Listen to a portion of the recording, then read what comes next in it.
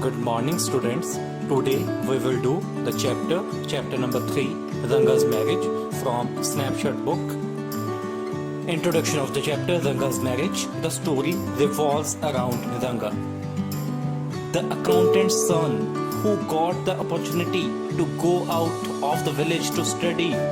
The narrator takes you through a journey where he changes Ranga's perception about marriage, how he staged their union with the help of a Shastri, and what role English has played in their village. The entire story involves funny instances and references, for the narrator has made sure your mind stays occupied with the story. So let's start from the beginning of the chapter. In the first paragraph, the lesson revolves around Ranga, the village accountant's son, who had just come back from Bangalore. At the news of his arrival, the villagers gather at his home to analyze if he had changed or not and what is his perception about marriage. Everyone was so excited because during those days, not everyone used to get a chance to go to cities for studying. Now in the next paragraph, the narrator expects the reader to be questioning the simplicity of the title, Ranga'S Marriage. He feels readers might be thinking of fancier titles like Rangathan Vivaha, Ranganathan Vijaya or Girza Kalyan. He clarifies that although he had options of keeping such elaborated names, the reason why he chose the basic and casual one is because the story is about our Ranga, as in someone who is very close and dear to him. They live in a village called Hosali in Mysore. Not many people know of it, and the narrator does not blame them because there is no trace of it in the geography books. Even the Englishmen have no idea about the place, but they are also not to blame because our citizen too are completely ignorant about his village. He refers to the people as sheep who blindly follow each other and do not use their logic or brain to justify or invent things. At last, he feels the cartographer is also not to be held responsible. As a result, there is no trace of their village on the map. In next paragraph, the narrator feels apologetic for getting carried away and deviating from the topic. He then again throws light upon the significance of the village Hosali. He says it is just as important as Mysore it to India. Carry the bangu to a festive meal and filling is to carry the bangu. Thus, he can't highlight its importance anymore. Not only him, but the doctor named Ganda Bhatta feels the same. The doctor has been to many places except England, but he still loves Hosali. However, an outsider might contest this, but the narrator claims to stick to his opinion of the place. Now in the next paragraph, then he tells the readers about the special mango trees in the village whose mangoes are famous for their quality. He once took the fruit at home to make chutney and everyone suffered from a bad cough after eating it. It was only when he went to see the doctor that he told him about the quality of mangoes of Hosali. The narrator asks the readers to take a bite and assures that the sourness of the mango will be felt by them till the top of their head. In this para, narrator tells that not only the mangoes, everything in and around this village is remarkable. the creeper growing in the pond, and its flowers are also special. One can even serve an afternoon meal on its leaves. All you need to do is to grab 2 leaves when you are on your way to the pond to bathe. After speaking highly of his village, the narrator says, if anyone wishes to see himself or herself, one must contact him. He will help them to reach there. Also, he feels that there is no better way to know a place than to visit it. Here, the narrator then brings about a comparison as to how things were different 10 years ago, when not many people knew or spoke English. Neither did people send their children to big cities like Bangalore to study. Back then, only the village accountant had the courage to send his son to Bangalore. According to the author, those times were simpler. He justifies his claim by telling an incident where he was at Rama's house and they had just bought a bundle of firewood from an old lady. Rama told her to come next morning, as he did not have any change at that moment. The poor old lady did not know what change meant, and she went away whispering to herself. Neither did the narrator know its meaning. It was only when he went to Ranga'S house that he told him. In this para, however, 10 years ago, English was not commonly spoken in the village, and when the villagers came to know that Ranga, the accountant's son, was coming home from Bangalore, everyone got excited and rushed to his home to have a glance at him. Everyone was surprised or fascinated. All the crowd was fascinated. The narrator too went there and asked people as to why they were gathered, because he could not see anything entertaining happening there, like a monkey performing, a boy without brains shouting loud enough for everyone to hear, and in a rude way. The narrator called him immature. In this para, the narrator tells us that all the people were waiting outside Ranga'S house because the place would look like the black hole of Calcutta if they all went inside. By saying this, the narrator means that there were so many people that the house would have fallen short to accommodate them all. Thus, Ranga came outside with a smile on his face. Everyone was so amazed to see that Ranga had not changed a bit. After he left 6 months ago, an old lady even went to the extent of running her hands through his chest to check for a sacred thread. However, she went away after confirming that he had not forgotten about his past. In this para, the narrator tells us that once the villagers realized that Ranga did not change even after moving to the city, they disappeared as fast as a lump of sugar does in a child's mouth. The narrator waited till the crowd cleared and asked him about his well-being. Ranga noticed him and replied with full respect in a traditional way. Ranga had not noticed the narrator in the crowd before that moment. Ranga was very well behaved and well aware as to who would benefit him. He was one who knows, who could analyze someone's work rightfully. For how he created the narrator, he bent low and touched his feet, thereby seeking his blessings. It was not the present day namaskar where children would do it casually. It was a proper traditional one. The narrator blessed him that he might get married soon and then left. In this para, the narrator tells us that afternoon, Ranga visited the author with a few oranges, which the narrator thought was quite thoughtful of him.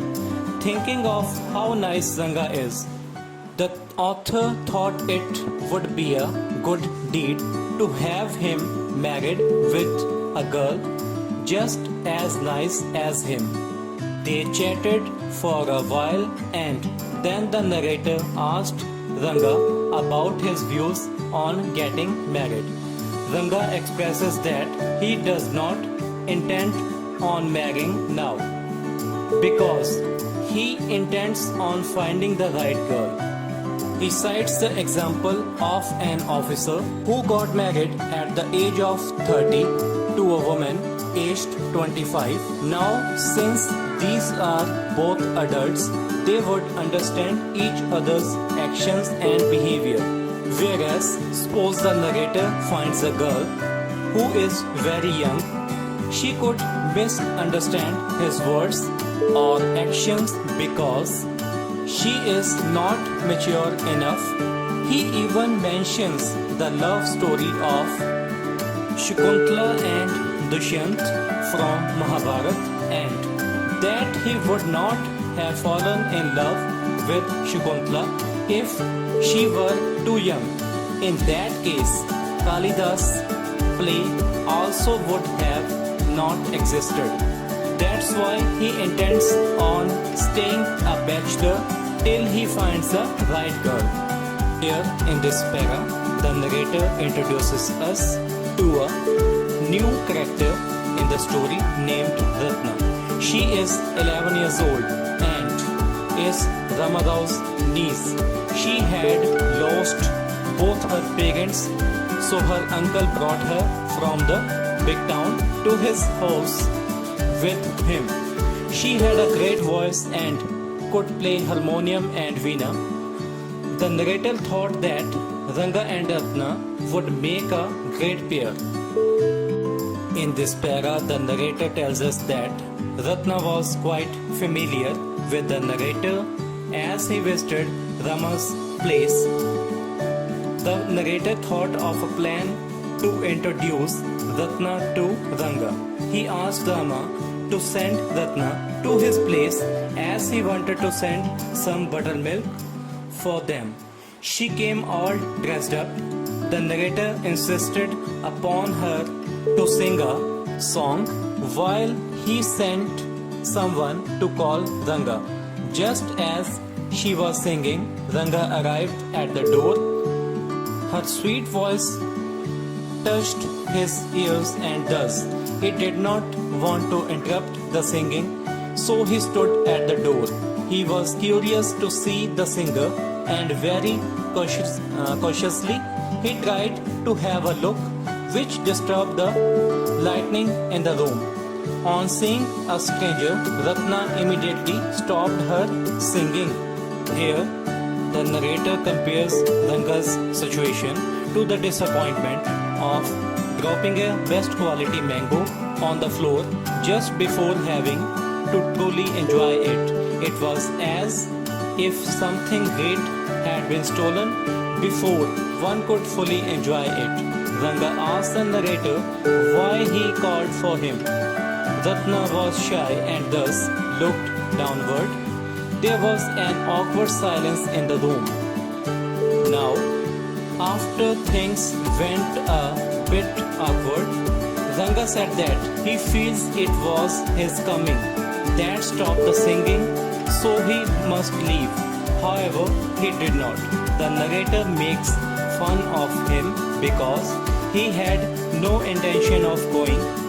He jokes about it and says one cannot expect actions and words to match in the Kali Yuga.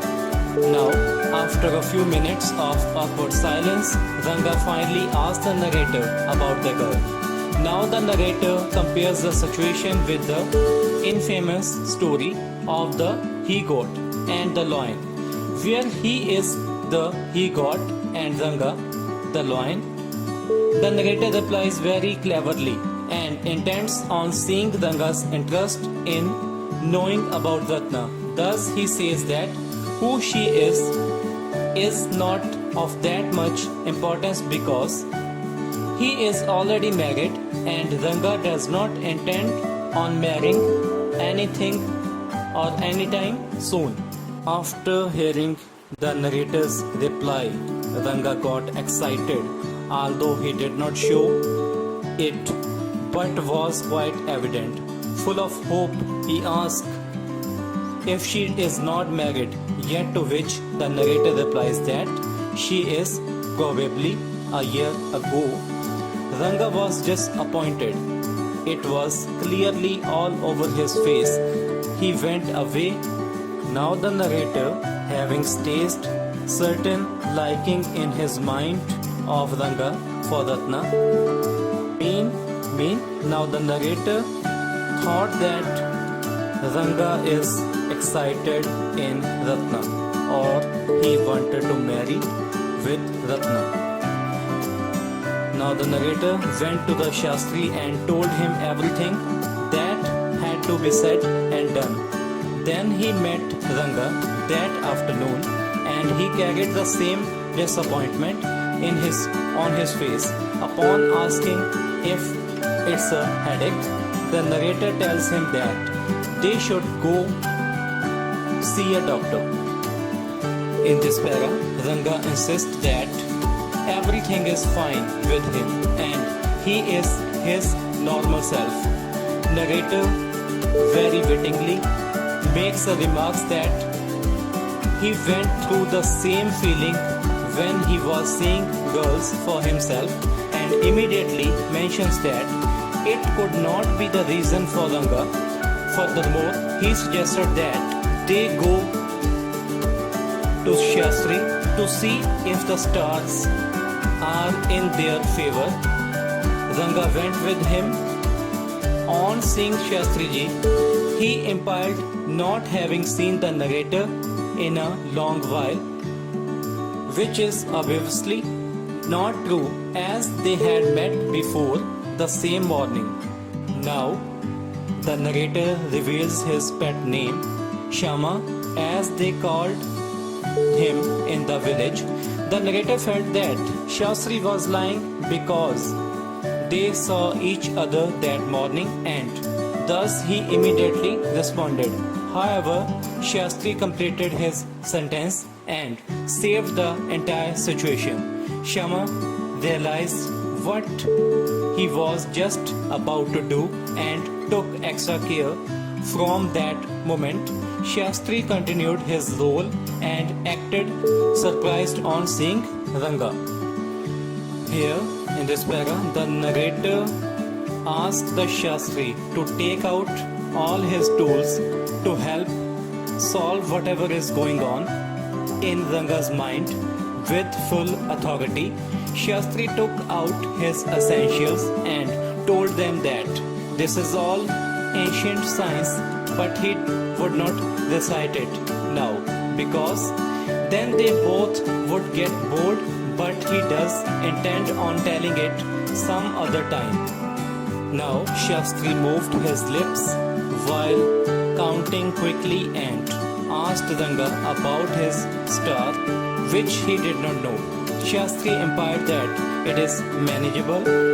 He appeared to be doing certain calculations. After a moment, he indicated that Ranga has a girl on her mind. Even after trying his best, Shama could not control his laughter. He thus posed the question to Shastri, asking about the details of the girl. Now, Shastri thought and replied that the girl is likely to have a name of something found in the ocean. Their guesses include Kamla, Panchi, Moz, Pearl, and thus suddenly Shastri said Ratna. All of it came together now to a girl named Ratna, who is the niece of Ramarao. That's it. Ranga was thinking about her only. Ranga was both surprised and happy because Shastri's predictions were right. He immediately became disappointed when he recalled that she was married. Shastri said that he did not know all that and there might be another suitable girl. To make it look real, Shastri interfered in their guessing name, and told them that he only told what can be read. Both of them left and crossed Ranga'S door, where Shyama went to see Ratna for a minute and came back. Now when the narrator comes back, he announces that fortunately Ratna is not married and someone might have wrongly conveyed it to him about that. The narrator expresses his amazement at the fact that he has been thinking about Ratna and asks him to swear upon the truth. To his surprise, Ranga told him that the truth, that whatever Shastri said is true, his belief in all the Shastras had strengthened. Shyama went to see Shastri that evening when he was near the well and remarked about how well he did what Shyama told him to. Shastri seemed to not like what the narrator was saying. Thus, he says that whatever he said could very clearly be seen in the Shastras. He completely disagreed with having staged the entire conversation. Now, the narrator takes us a few years forward where Ranga and Ratna are happily married, had a 3-year-old son, and Ratna was 8 months pregnant. Ranga's sister had come over to help them. It was Shyama's birthday. Yes, the couple named their son after the narrator, as it is a common foreign tradition to name your child after someone you truly admire. When the narrator went there for dinner, Shyama came running to him only to show his love by holding his leg. The narrator kissed him and gave him a ring. Now, at the end, the narrator writes an ending note to all the readers, hoping that they were not bored. So this is all about the lesson Ranga'S Marriage. Now just note down the difficult words showing on your screen. Pause the video and read and write it carefully. Thank you. Summary of the chapter Ranga'S Marriage. It all begins when Ranga, the accountant's son, comes back to his village, Hosali, after 6 months. He had gone to Bangalore to pursue his studies. Wish to mention not many in the village, but get the opportunity. The whole village gets excited to see Ranga, and thus they gather around his home only to see how he would have changed. The narrator has beautifully elaborated about their village, Hosali, and how every authority responsible forget to mention it in the maps. Moving on, he admires Ranga and wants to get him married, but to his dismay, Ranga has very different views about marriage at that point. The narrator stages the entire union of Ranga and Ratna. Now Ranga'S is 11-year-old niece. The girl has a very sweet voice and can play veena and harmonium. At first, the narrator tells him that she is married to see how it affects Ranga. As expected, Ranga was disappointed. The narrator then manipulated the village Shastri to say things in his favor. He then took Ranga to visit him, where he predicted that Ranga has a girl on his mind and her name resembles something found in the ocean, Shyama. The narrator guesses her name to be Ratna, but again she is married. On their way back, they confirmed that Ratna is not married only to find Ranga happy and full of hope. On the other hand, the Shastri disagreed on having staged anything predetermined. He claims to have said whatever his prediction showed. However, at the end, Ranga and Ratna are happily married with a 3-year-old son named after the narrator. Ratna is also pregnant with another child. To conclude, or at the end, the narrator makes sure that he did not bore his readers.